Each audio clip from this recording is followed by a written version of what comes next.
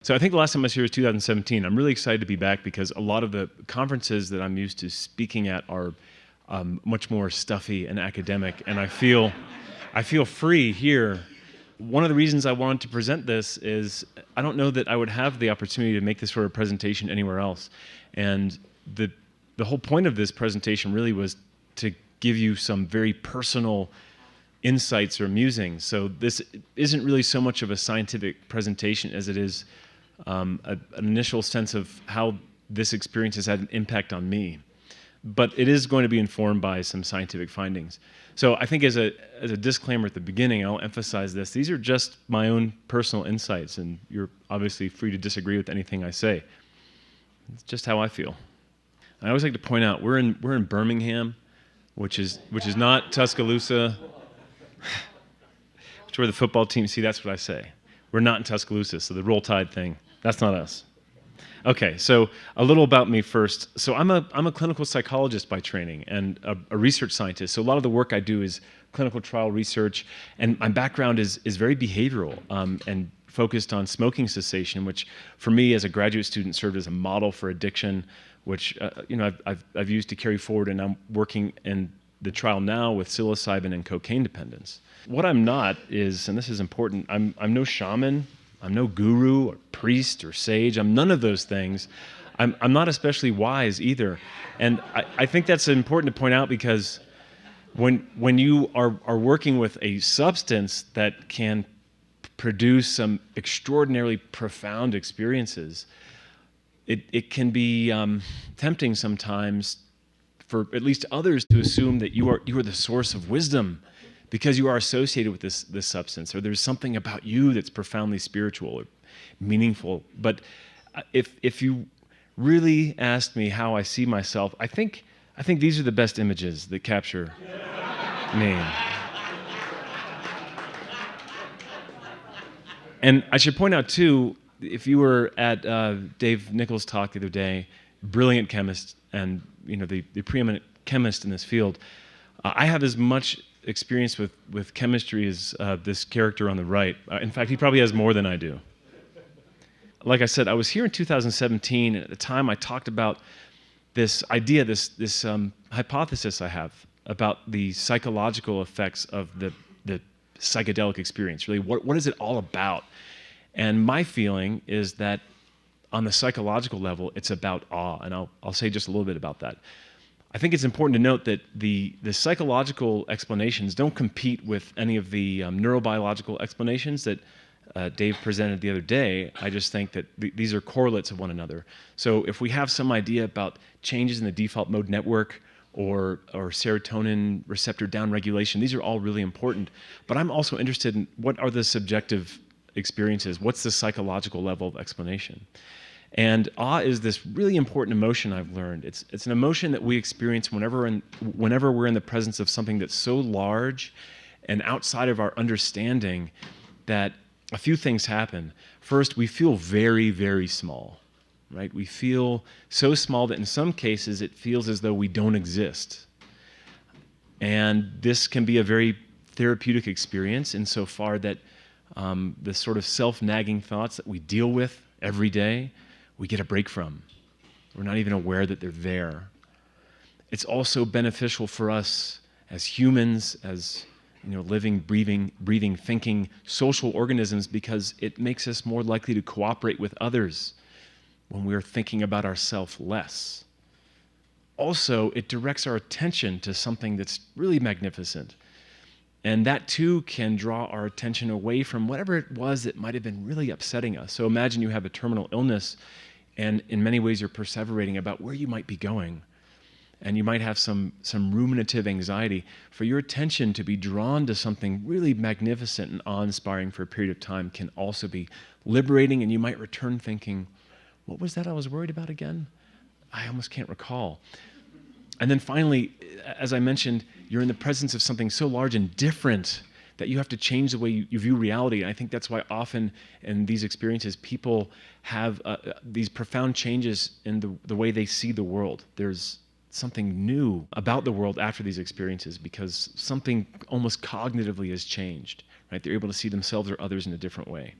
And I do think that so far in our study with people who use cocaine, it has been the experience that those who've received psilocybin have had incredibly awesome experiences. And I use that word recognizing that we use it frequently just to mean something's cool. But I mean something that is profoundly awe-inspiring. So I want to acknowledge, again, now this is getting back to some of the personal side of things. I want to acknowledge that I'm standing on the shoulders of giants, and just a few. I'm glad. How many of you saw the movie yesterday? Most of you. That's wonderful. I thought that my presentation would dovetail very nicely with that movie. So on the left, we have R. Gordon Wasson and Maria Sabina, and then another artist depiction of Maria Sabina on the right.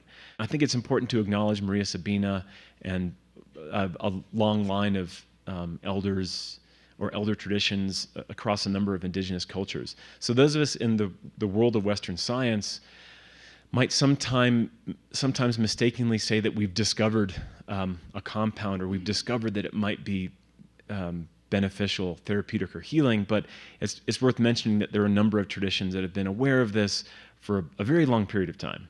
And it would be really silly for me to say that this is some kind of insight that I or my colleagues have stumbled upon. Of course, we're playing by the rules of Western science, and if we want this medication to one day be widely available to as many people as possible, then we have to play by those rules. But I'm not assuming that I know more than Maria Sabina or those who came before her, and I feel like I need to give her the credit she deserves. There are many other scientists also who I want to acknowledge, some of whom should be familiar to you. Perhaps some are not. So let's see if this laser pointer works. I can't really see it. So top left, that's Albert Hofmann, who, amazingly, the field is full of so many incredible stories. Stumbled upon LSD, working with the ergot fungus. He thought there might be something in it that could help with circulation problems that some women experience post-birth. Accidentally ingests LSD, intentionally ingests LSD the following day. And has the insight that this could be useful in psychiatry, and I think he was right. We have also in the middle then, if we're moving clockwise, on the left, Al Hubbard. How many people have heard of Al Hubbard? Some of you, not most of you. I think he's one of the more important and forgotten characters in the history of LSD and psychedelics in Western science. So, as I understand it, Al Hubbard was a Kentucky native, a high school dropout. He found his way to sort of the Pacific Northwest and was really talented at smuggling things in and out of Canada. And the federal agencies tried their best to catch him and had a hell of a time. When they finally did, it was around the time of World War II, and they said, listen, we're willing to sort of let bygones be bygones if you help us smuggle things into England via Canada, because you're really good at that. And he said, okay. And in the process, he became friends with those who were in the OSS, which was the precursor to the CIA. As I'll mention later, the CIA stumbled upon LSD and thought this could be a mind control drug, and thought they could weaponize the drug in some way. It turns out it didn't work so well. They did find something later called BZ, which is terrifying. I won't talk about that today. But old Al Hubbard, in his contact with LSD, had the same insight that Albert Hofmann did, and that is this could have a number of benefits for psychiatrists and others, perhaps. This is an incredible drug, and it could have far-reaching implications. So Al Hubbard did his best to sort of spread the word. And as I understood it, or understand it, spent his personal wealth flying around the country trying to introduce LSD to as many influential people as he could. And one of those people on his right is Humphrey Osmond. And Humphrey Osmond, one of the better scientists from that first wave of research, he coined the term psychedelic in his correspondence with Aldous Huxley. And he gave mescaline to Aldous Huxley. And Al Hubbard, as we understand it, was influential in convincing Humphrey Osmond to use LSD as a psychiatric medicine, and Humphrey Osmond used it quite a bit in treating alcohol dependence. Let's see.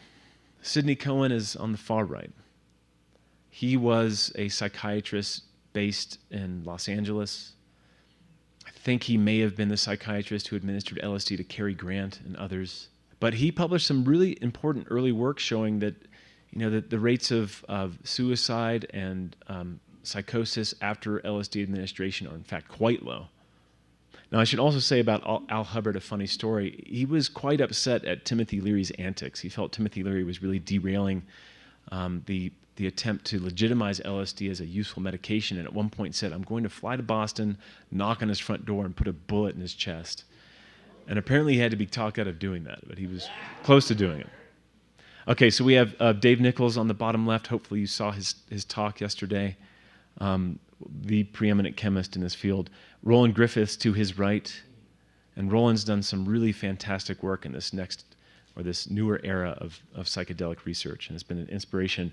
And then anybody know who that is on the far right? Anybody know who that is? Yeah, that's Sasha Shulgin as a young fellow.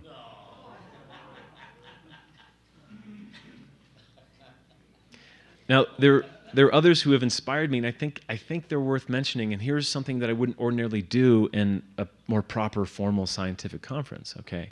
So Timothy Leary. He is seen by many as a problematic character, and I would agree. I think he was extraordinarily brilliant and charismatic. He was a professor at Harvard.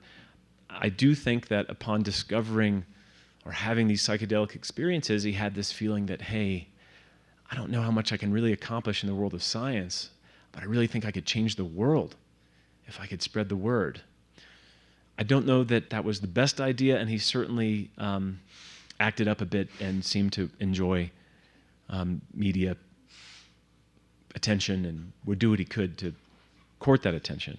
But I think, history and in the years to come might see him a bit differently. And we could say, at least today, a lot of the people who are looking over our scientific proposals, who are in the FDA or in the DEA or other branches of the government that are involved in regulating our work, may very well have been introduced to LSD by Timothy Leary, may have used it because of him, and might, because of those experiences, be a little more understanding of our protocols.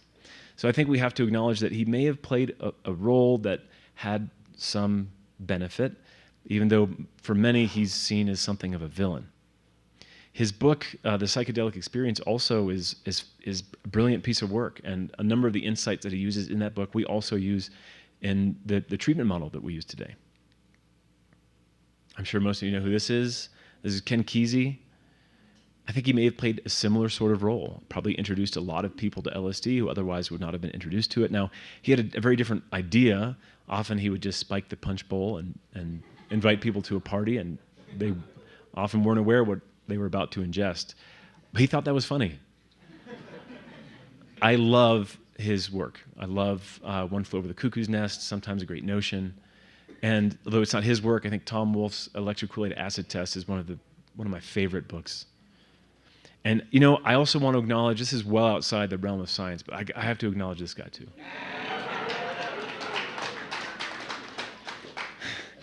And I'll share a funny story with you. So those of us who work at universities and have research projects, everything we do has to be approved by our ethics boards, institutional review boards, or IRBs.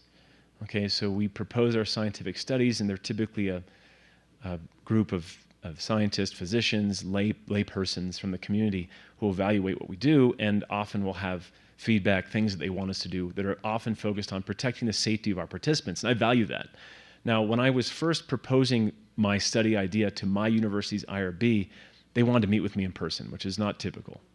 But as you might imagine, they're not used to seeing this sort of research. We're going to give people who are addicted to cocaine psilocybin in an attempt to help them quit. And of course, there's always the concern that, oh boy, we've got the next coming of Timothy Leary here. In our protocols, my colleague Sarah Lappin will be discussing this after me, but in our protocol, we have our participants listening to a predetermined music set list. It's 5 or 6 hours long. And one of the members said, listen, I really want to know what's on that playlist, what's on that music playlist. Because if they're listening to Mozart or Bach or Beethoven, that's fine with me, I feel comfortable. But if they're listening to the Grateful Dead, really silly. I think the subtext was, you can't turn any of your participants into countercultural hippies. Now, I could have pushed back. I could have said, listen, the choice of music is not an ethical issue. You do not get to determine what's on that list. But fortunately, it was devised by one of our colleagues, Bill Richards, who was also featured in that movie last night. And it's mostly classical music, so the path of least resistance for me was to say, hey, it's all classical music, no problem. But, I'm a Dead fan, and I think Jerry played an important role, and the Grateful Dead played an important role in sort of... I think promoting the values that are associated with the psychedelic experience and probably played a larger role in making the world a better place than we realize. I think one of the first lessons I then have learned, this is sort of a prelude, is humility. Now, I'm not sitting here saying I'm a humble person. That would be kind of ironic, especially if I were announcing that from a stage. But what I'm saying is I've understood better the nature of humility, right? And scientists, social scientists who work on that tell us that humility involves an accurate assessment of one's abilities. So I know what I'm capable of doing, I know what I'm not capable of doing, or in this case, I am aware of how much work all of these forebears did to make my work possible and how difficult that work must have been. Especially in the dark ages, so to speak, of the psychedelic research period in the 70s and 80s and 90s. We had people like Dave Nichols who were keeping that candle lit, and this otherwise could have been, swept under the rug or ended up deep in the archives, and we may not have returned to this field had they not done the work they did. So I think very acutely aware that my contribution is very small. I'm aware of what my abilities are, and I don't think they're inflated, but maybe that's something I need to work on. It's also an acknowledgement of one's limitations. So we acknowledge what we're able to do well and what we're not able to do so well. And, I came across this passage. This was actually written by Oscar Romero, who was sort of a champion of the poor and oppressed in El Salvador and was assassinated as a result. And this is just a little excerpt from what he wrote. We lay the foundations that will need further development. We provide yeast that produces far beyond our capabilities. We cannot do everything, and there is a sense of liberation in realizing that. This enabled us to do something and to do it very well. It may be incomplete, but it is a beginning and a step along the way, an opportunity for the Lord's grace to enter and do the rest. We may never see the end results, but that is the difference between the master builder and the worker. We are workers, not master builders, ministers, not messiahs. We are prophets of a future not our own. So I think being so aware of the great minds and figures that have allowed us to get to where we are today has left me with the sense that maybe I'm someone who's contributing one stone to a very large building or cathedral. And I'm proud to be doing that, but I'm proud to be just one voice in a very large choir. Also at the center of humility, which also, by the way, is at the center of the psychedelic experience, is forgetting of the self. You think about yourself less. Humility is not thinking less of yourself, it's thinking of yourself less. Oh, it's interesting then how the effects of a psychedelic like psilocybin would overlap for me with the effects of being a scientist in this area. I'm really left in awe of what those before me accomplished. And I realize I'm doing very little by comparison. Okay, so as I mentioned, our participants have experiences that I think are really marked by profound awe. And there are a lot of ways of describing this experience. We use the term mystical experience, which is fine. I'm going to use the term transcendent. And what do I mean by that? Well, I think what I've learned from working with psilocybin specifically is that we're all drawn to the transcendent. We're all drawn to something that's bigger than who we are, each and every single one of us. Right, that psilocybin administration can, virtually for everybody, virtually every single time, at the right dose and in the right setting, occasion these profoundly meaningful experiences that are transcendent, in which people feel very small, in which they forget themselves, and feel drawn towards something bigger than themselves, I think suggests that we're all hardwired to experience the transcendent, to be drawn towards something bigger than who we are. So I would gather that every single person in this room, and virtually every single human on the planet, there are some exceptions, feels like they have a reason to be here, that there's something bigger than who they are. that there's a reason they would make some self-sacrifice. We're trying to accomplish something. And for many people, I think connection is our transcendent purpose. So we all come from different backgrounds. We have different values. Some of us come from some very specific religious traditions and some don't. Some of us might identify as spiritual but not religious. Some don't. Some might be very strict materialistic atheists. Some are not. But I think in the end, we all feel at a minimum that our connections to the ones we love is what's really important. It's what it's all about. Who we love, how we love. We're bound by love. Right? And why am I here? I want to be the best brother I can be, the best son I can be, the best husband I can be, the best father, mother, sister, and I want the world to be a better place for my children and grandchildren than it was for me. I think almost everybody has that sense, that realization, not only during a psychedelic experience, but by virtue of being human. Two pieces of art, and I was struck by their similarities. On the left is a piece of art by a medieval mystic named Hildegard of Bingen. And she had some very profound mystical experiences that affected her and that she thought back on for the rest of her life. And this is a depiction of the visual, do we say illusions? I don't know. But her visual experience during that transcendent mystical experience that she had. On the right is a piece of art by Simon Hayduk, if I'm pronouncing his name correctly. He's a more modern psychedelic artist. I think in both cases they're trying to capture, they're presenting a visual representation of this experience. And you're kind of drawn into this infinite circle. And at least my own experiences with time, you feel we're all one. Everything is one. I don't know that everybody, however, has the experience of oneness with all humanity or all creation.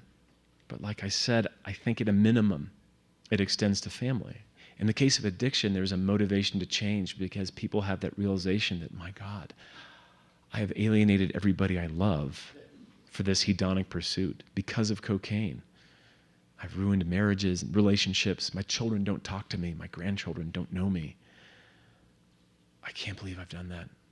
I need to reconnect. If addiction then is a state of isolation, which it often is, the psychedelic experience is one that fosters greater connection. And that was a theme of the film, which I really enjoyed. So I'll share with you, these are some personal pictures here. I thought they were embarrassing for me, which is why I presented them. On the right, I'm the fellow in the white and blue Mexican poncho, which these were very fashionable in the early 90s. And that's my brother and my sister there. We're on the Outer Banks of North Carolina. On the left, boy, I'm the young guy wearing a leisure suit there. And I'm wrestling with my dad. That's my brother. He's wearing a cowboy shirt. I remember it well. That must have been 1980 or so. And I think for many of us, when it's all said and done, whether we've had a psychedelic experience or not, we'll look back on our lives and at a minimum realize we really loved our family, or those who we consider to be our family. They don't have to be our biological relatives, but people who we consider our family, that's what it was all about. That's who we loved.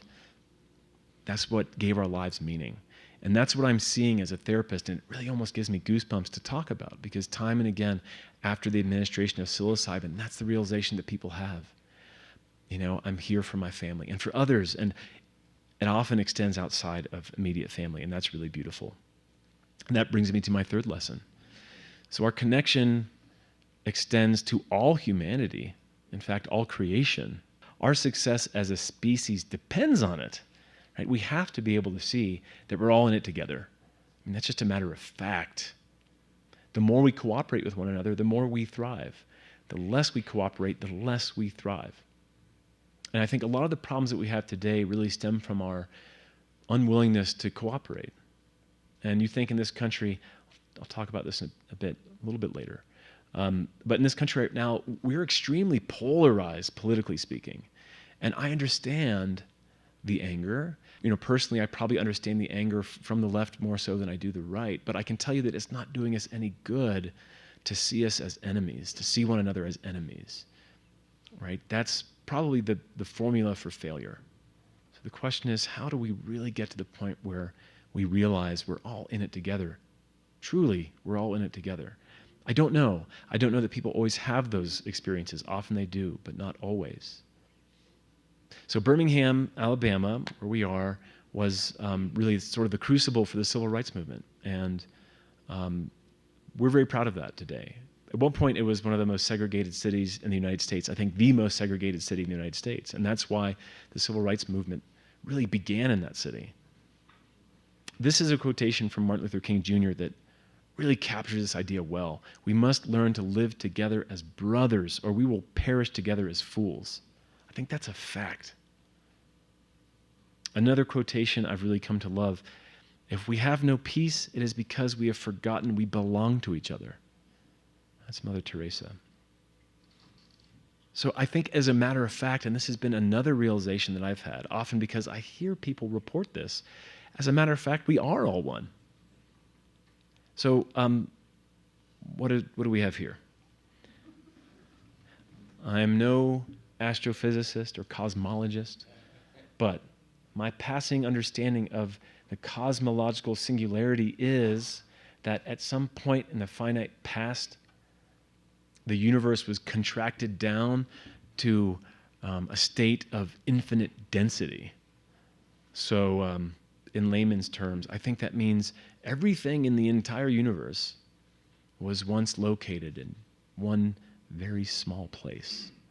So each and every molecule, every atom, everything that we're all made of was at one point located in a unfathomably small location. So we all are, quite literally, from the same place. We all originated in that singularity. It's amazing to think. Just that everything in this room could be located in that one place, but everything in the universe. So in that regard, we are all one. But that's a little difficult for me to grasp. I think, at least looking at humanity, what geneticists have told us now is that the human race originated in East Africa, modern-day Tanzania, Eritrea, Kenya or so. And what's really amazing to think is that it's believed at some point there were about 12 of us there in East Africa, and there was a drought which made not only water but game, animals to eat, very scarce. And these 12 groups, this small family, or maybe a large family, but these 12 individuals were on the brink of extinction, and they made the decision to branch out, move out of East Africa and elsewhere. And now there are billions of us, and yet each and every one of us in this room can trace our origins to those 12 people. And geneticists tell us, in fact, there was at one point one genetic Adam and one genetic Eve, one man and one woman from whom we're all descended. So if this notion of the singularity is a little too difficult to grasp, it is for me, at least we can say each and every one of us in this room, we can all trace our lineage to one man and one woman and one small group of people who very nearly didn't make it. That's incredible to me. And that further fortifies this idea that we're all in it together, without a doubt. Also mentioned in the movie last night, I'm glad, that this notion is consistent with the core teachings of the world's religions.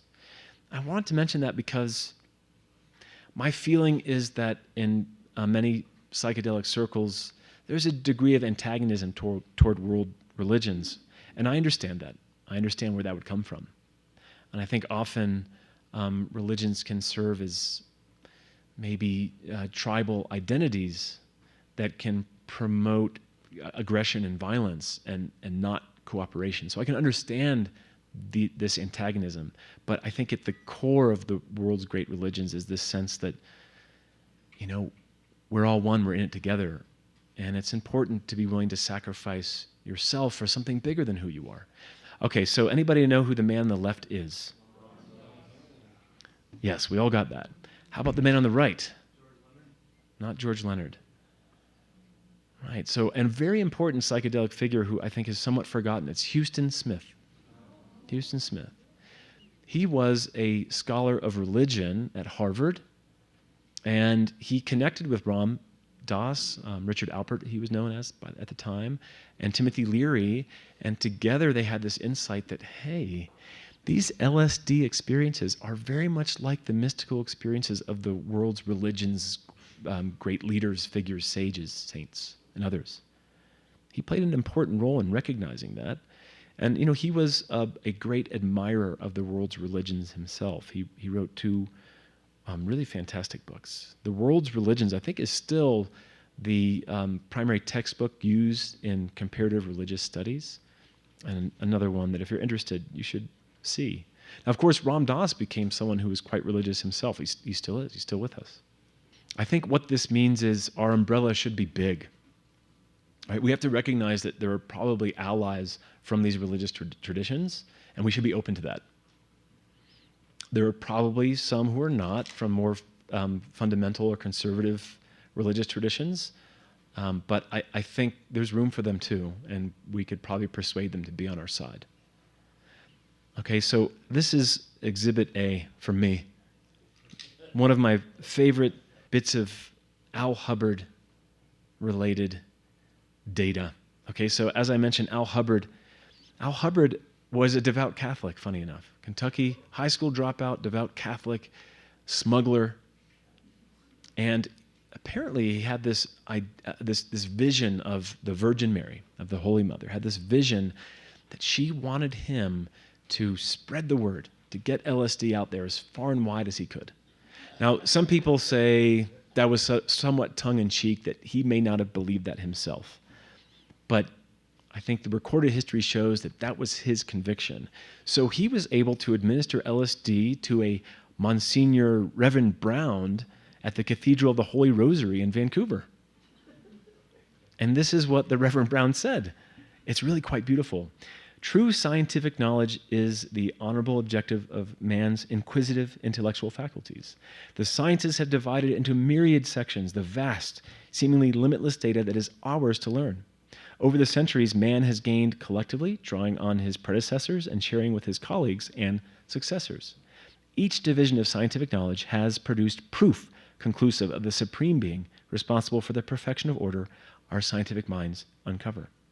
We are aware of man's fallibility and will be protected in our studies by that understanding and recognition of the first cause of all created things and the laws that govern them.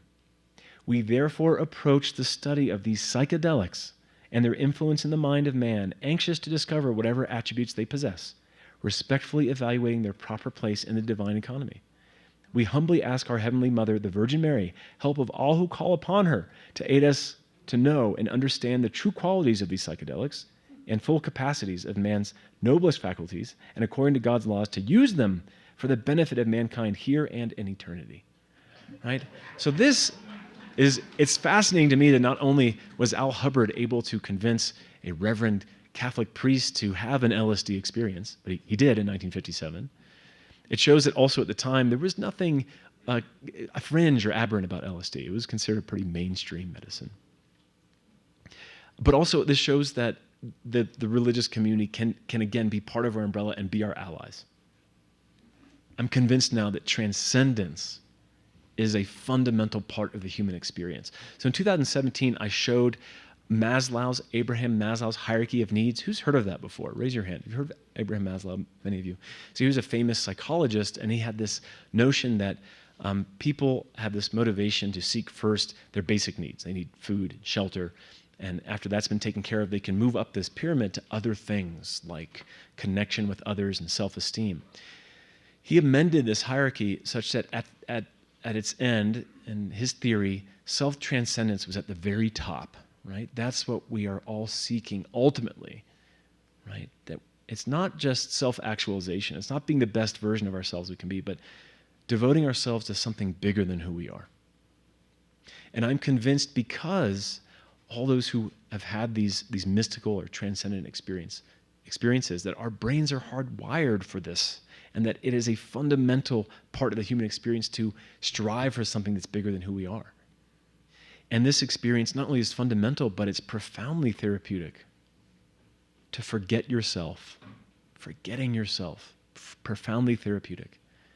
To forget oneself, to be focused on something else, and to commit your life to that. It's really good for you. Okay, so does anybody recognize that? That's psilocybin. It's, to me, I'm not a chemist, but it seems pretty simple. It's a pretty simple molecule for the most part. So, here's the thing that I've thought about, and others have before. It might have been Alan Watts, I'm not sure. So, yeah, it's incredible what this little drug can do. But on the other hand, we've got this brain, which is extraordinarily complex. Who really is the heavy hitter here? Is it the drug molecule or is it the brain? I think the molecule is certainly facilitating a process, but it's facilitating a process that the brain runs with. The thing that's really amazed me then is the capacity that we have for self-healing, right? This little molecule, this little simple molecule can open up something in the brain that allows for incredible self-healing. So I've had some of my participants say to me before, after their psilocybin experience, "You've healed me. It's incredible." And I'd say, if you had a bad cut and you went to your physician and that physician stitched you up, would you be amazed at the stitching technique or the fact that your skin can fuse itself back together? I think it's amazing what your brain is capable of with just a little help from this ancient molecule. You did the work. I just provided an environment where you felt safe and prepared to completely surrender to it, which is critical and key. So an aside is, why in the world does this drug produce this experience in humans? I have some of my favorite pictures here. We've got some liberty caps, some cyanesins, some azurescens, some cubensis. I don't know. I read something recently where scientists believe that psilocybin acts as a pesticide. It keeps insects from eating the mushrooms.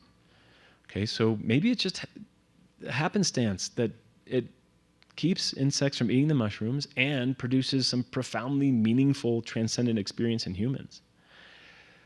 Otherwise, I don't have a great answer for you. Much like I can't really tell you why the coca plant produces coca from which we get cocaine, or why the poppy plant gives us opium. I think in the case of the coca plant, we might say it's producing a pretty darn addictive drug, and it might be kind of tricking us into cultivating it more. I'm not sure what the mushroom might be trying to get us to do. I think last night's film attempted to answer that to some degree, but I think about this often. It's pretty amazing. It's pretty incredible. This drug is unlike any that I've ever seen before, and the experiences are extraordinarily profound, and it's just in this mushroom that's been around for a long time. That's amazing. And for me, that promotes a sense of awe, even though I don't have an answer to the question. I've talked about transcendence and how important it is, but I think there's a dark side to it, right? So we know that Charles Manson appeared to use LSD as something of a mind control drug. We know that it can enhance suggestibility. For whatever reason, his followers used LSD quite a bit, and they did not do good things. And we know that there are groups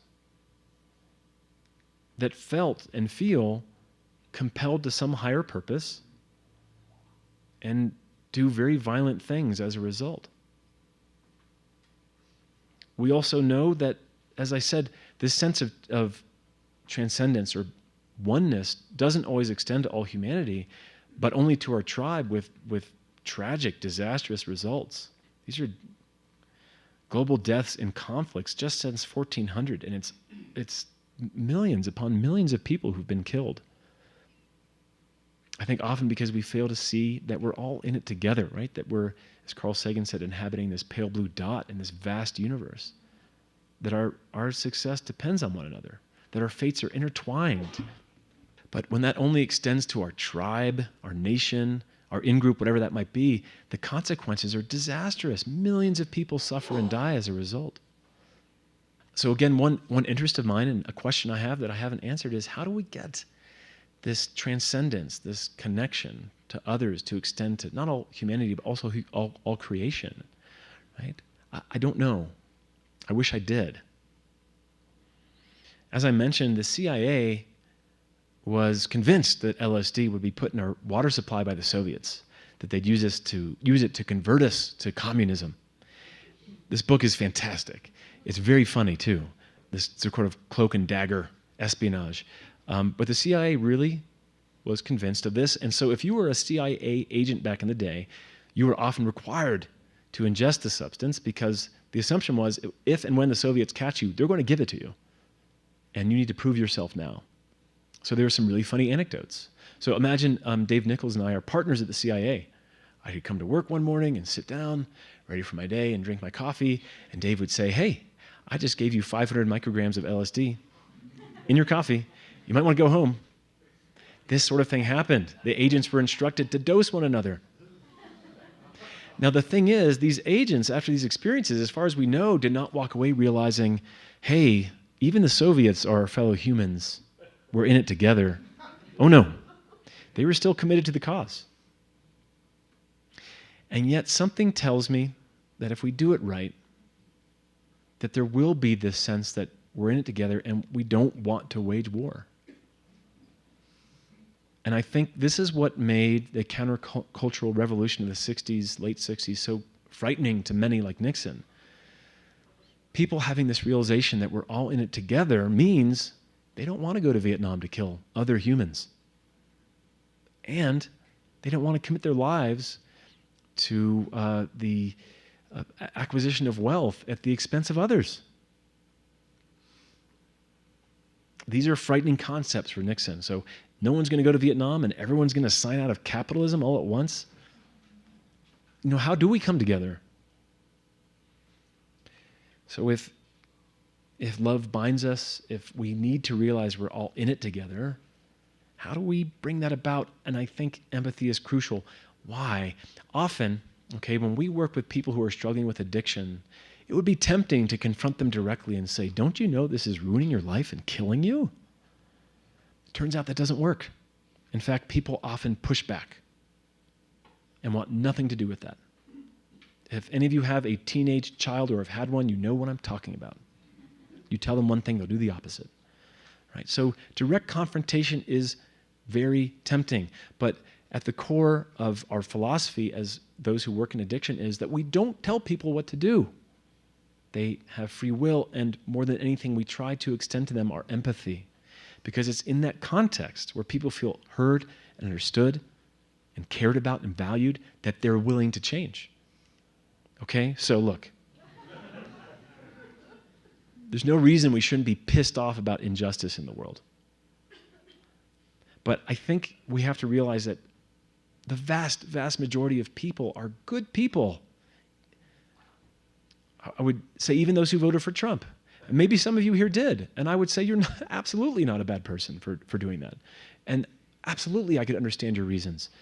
I think most of the injustice is promoted by a handful of sociopathic leaders who often take advantage of this sense of transcendence and connection to others to promote an agenda that is not one of peace and cooperation. So yeah, we can be pissed off at injustice, and maybe it should be directed at these handful of sociopaths, but not at the millions of those who may have supported them.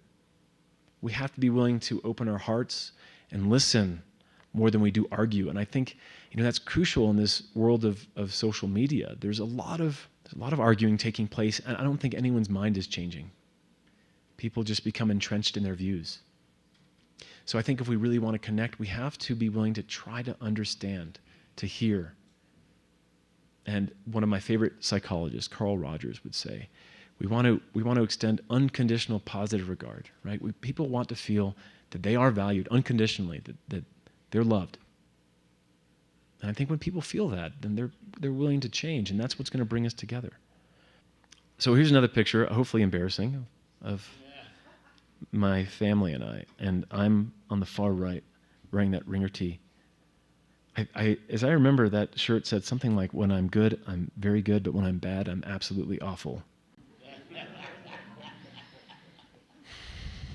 So I put this up not because I thought you'd be interested in a picture of my family, but I think what we need to be able to do is realize that we all are all one human family, and ask ourselves, how would we treat the people we really love, right? If we disagreed with them, what would we do if our partner, if our siblings, if our parents, if whomever it is that we think of as family, if we really disagree with them on something fundamentally, I think we'd reach out a hand.